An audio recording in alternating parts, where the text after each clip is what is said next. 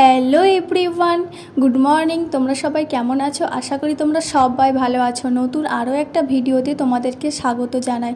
তো এখন ভিডিওটা আমি শুরু করছি একেবারেই সকাল থেকে। তখন বাজে প্রায় 7:30 মতো। ঘুম থেকে উঠে রেডি হয়ে এখন যাচ্ছি বাজারের দিকে।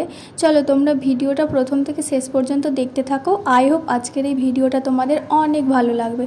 তারপরে এই দেখো আমরা রাস্তায় চলে এসেছি, আর ওটাই বলছিলাম যে এখন আমরা বাজারে যাচ্ছি। আর এখন 7:30 বাজে, তাতেও যা রোদের তেজ, আর বেলা হলে তো আর কথাই নেই। তাই সকাল সকাল ভাবলাম চলো বাজারটা সেরে নিই।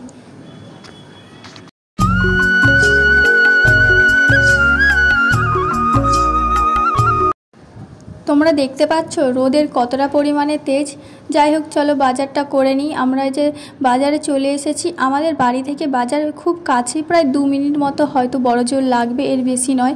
তারপর এখান থেকে আমরা আলু পেঁয়াজ কিনে নিলাম, আর সবজি বাজারও করে নিলাম। চলো এই বাজারে আর কোনো ভিডিও করিনি, একেবারে বাড়িতে গিয়েই তোমাদেরকে দেখাবো কী কী সবজি কিনে নিয়ে এসেছি।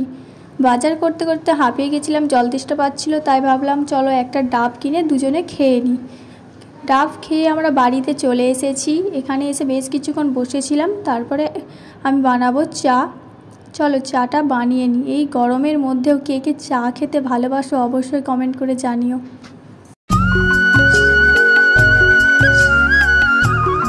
চাটা আমার হয়ে গেছে। চলো এবারে কাপের মধ্যে আমি ছেঁকে নিই ছাঁকনি দিয়ে,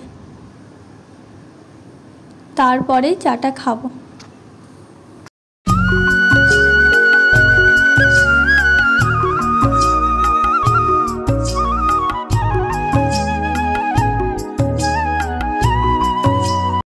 চা বানানোর পরেই না মোটর চালিয়েছিল, তাই আর চাটা আগে খাইনি। আগে ভাবলাম জলগুলো ভরে নিই, তাই এখানে আমি এই যে বালতিতে জল ভরছি, আর এইদিকে আমি বোতলগুলোতেও জল ভরা হয়ে গেছে। চলো আগে জলটা ভরে নিই, তারপরে এই যে চা খাচ্ছি। আর ওটাই বলছিলাম যে এত গরমে কে কে আমার মতো চা খেতে ভালোবাসো অবশ্যই কমেন্ট করে জানিও। আর হ্যাঁ, এই গরম হলেও এই চা খেতে কিন্তু বেশ আমার ভালো লাগে। বিশেষ করে সকালবেলা একবার চা খেলে বেশ মনে যেন সারা দিনটা ভালো কাটছে। তারপরে এই যে বাজার থেকে কি কি সবজি নিয়ে এসেছি সেগুলোই তোমাদেরকে দেখাচ্ছিলাম। আর ওখানে লাউ শাক নিয়ে এসেছিলাম, আর বেশ কিছু সবজি নিয়ে এসেছিলাম। আর এই সব থেকে প্রিয় হলো এই কাঁচা আম। তোমরা কাঁচা আম খেতে খেতে কে কে ভালোবাসো অবশ্যই কমেন্ট করে জানিও। সমস্ত কাজ সেরে স্নান করে নিয়ে তারপরে আমি এই যে পুজো করে নিয়েছি। চলো পুজো। এরপর আমি বানাবো নাস্তার জন্য কিছু, সেই জন্য ভাবলাম এখানে পেঁয়াজি বানাবো, তাই পেঁয়াজ লঙ্কা কুচিয়ে বেসন দিয়ে মাখিয়েছি। চলো এবারে আমি পেঁয়াজিগুলো ভেজে নিই। আর পেঁয়াজি খাবো কী দিয়ে বলো তো? গরমকালে সবথেকে প্রিয় পান্তা ভাত, তার সাথে পেঁয়াজি লঙ্কা আর পেঁয়াজ। কেমন লাগবে অবশ্যই। চলো তাহলে পান্তা ভাত আর পেঁয়াজিগুলো আমরা উপভোগ করি, আর তোমরাও ভিডিওটা দেখো।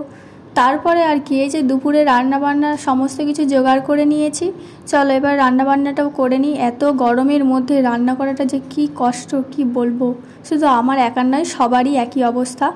এখানে আমি বানাবো ভেন্ডি পোস্ত, সেই জন্য এখানে প্রায় হয়ে এসেছে। এবারে আমি এর মধ্যে ভাজা করে ভেজে ওর মধ্যে আমি মশলাগুলো দিয়ে দিয়েছি। এবারে অল্প করে জল দিয়ে দেবো।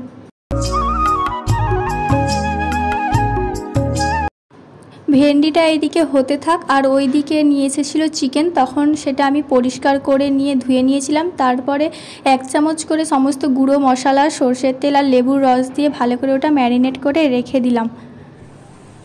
আর এইদিকে তারপরে আমার রান্না হয়ে গেছে ভেন্ডি পোস্ত আর আমের চাটনি।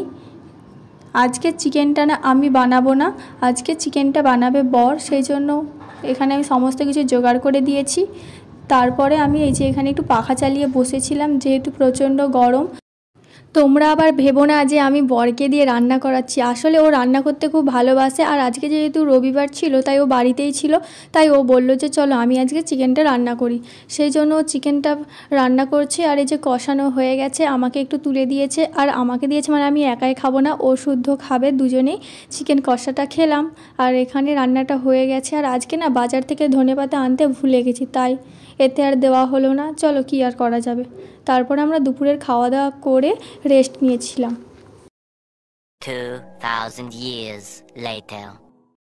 আর দুপুরে যে টক দই নিয়ে এসেছিলো তখন সেটা খাওয়া হয়নি, রেখে দিয়েছিলাম।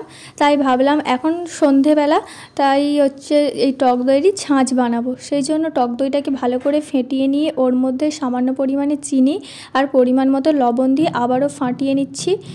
আর চিনিটাও অল্প করে দিয়েছি, কারণ বেশি মিষ্টি হয়ে গেলে ভালো লাগবে না তাই। আর দেবো পুদিনা পাতা, সেই জন্য এখান থেকে 2টো পুদিনা পাতাও তুলে নিয়েছিলাম।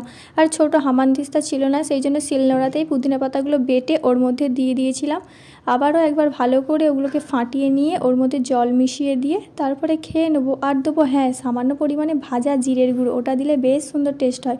এইভাবে ছাঁচ বানিয়ে তোমরা কে কে খেয়েছো অবশ্যই কমেন্ট করে জানিও। আমার তো বেশ ভালো লাগে এইভাবে ছাঁচ বানিয়ে খেতে। আর তোমরাও একবার ট্রাই করে দেখতে পারো, আশা করি তোমাদেরও ভালো লাগবে এই গরমের মধ্যে ঠান্ডা ঠান্ডা টক দইয়ের ছাঁচ। চলো বানানো হয়ে গেছে, এখন আমি না দুজনেই খেয়ে নিই।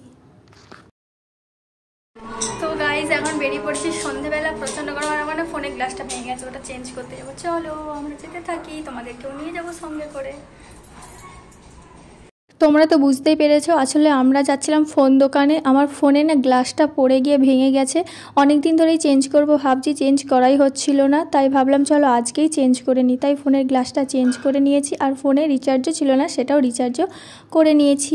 আর এখন আমরা যাচ্ছি, একটা ফাঁকা মাঠ আছে গান্ধী ময়দান বলে, সেখানেই যাচ্ছিলাম। বেশ বড় মাঠ, হাওয়া দেয়। তাই ভাবলাম গরম যেহেতু সেখান থেকে একটু ঘুরে আসা যাক। বেশ কিছুক্ষণ সময় এখানে আমরা বসেছিলাম, ঘুরেছিলাম, সময়টা বেশ ভালোই কাটলো। এরপরে আমরা ফুচকা আইসক্রিমও খেয়েছিলাম, খেয়ে দিয়ে আমরা বাড়ি চলে এসেছিলাম। আজকের সন্ধ্যাটা এইভাবেই কাটলো। আর এই যে বাড়িতে চলে এসেছি, আর নিয়ে এসেছিলাম 5টা চকলেট আর একটা চিপসের প্যাকেট। আমাদের খাওয়া দাওয়া হয়ে গেছে, আর আমার বাসন ধোয়া বা যে সমস্ত কাজ থাকে সেগুলো আমার সব কমপ্লিট হয়ে গেছে। চলো তাহলে আজকের এই ভিডিওটা এই পর্যন্তই রাখছি। দেখা হবে পরে নতুন আরও একটা কোনো ভিডিওর সাথে। ততক্ষণ তোমরা সবাই ভালো থেকো, সুস্থ থেকো। সবাইকে জানাই টাটা অ্যান্ড গুড নাইট। আর পুরো ভিডিওটা তোমাদের কেমন লাগলো কমেন্ট করে জানাতে কিন্তু ভুলে যেও না।